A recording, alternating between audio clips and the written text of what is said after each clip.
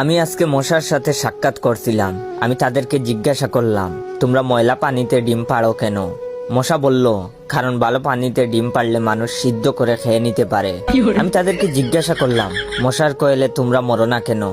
মশা বলল, আমরা যদি মরে যাই তাহলে কোয়েলের ফ্যাক্টরি বন্ধ হয়ে যাবে। আমি আবারও তাদেরকে প্রশ্ন করলাম, তোমরা মানুষের কানের কাছে এসে জ্ঞান জ্ঞান করো কেন? মশা বলল, কারণ মানুষের পায়ের কাছে কিংবা অন্য কোথায় জ্ঞান জ্ঞান করলে মানুষ শুনতে পায় না, তাই। আমি তাদেরকে জিজ্ঞাসা করলাম, আমি শুনেছি পুরুষ মশারা নাকি রক্ত খায় না, তাহলে ওরা কি খায়? মশা বলল, পুরুষ মশারা শুধু বউয়ের বোকা খায়। আমি বললাম, মশারা কামড়ালে মানুষের ডেঙ্গু হয় কেন? মশা বলল, মশারা কি শুধু মানুষের রক্ত নিয়েই যাবে, ওদের কিছু দিবে না। মশারা এত স্বার্থপর নয়, তাই মানুষকে ডেঙ্গু উপহার দিয়ে যায়। মশার সাথে সাক্ষাৎ করার পর আমি মশার উপর রিসার্চ করলাম।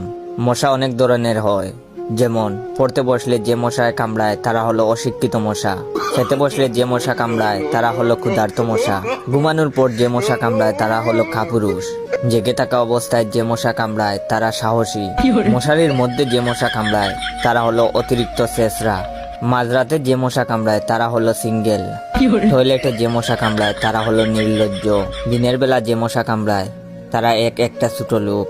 আমার এই ভিডিওটা দেখার সময় আপনাদের যেই মশাগুলো কামড়াই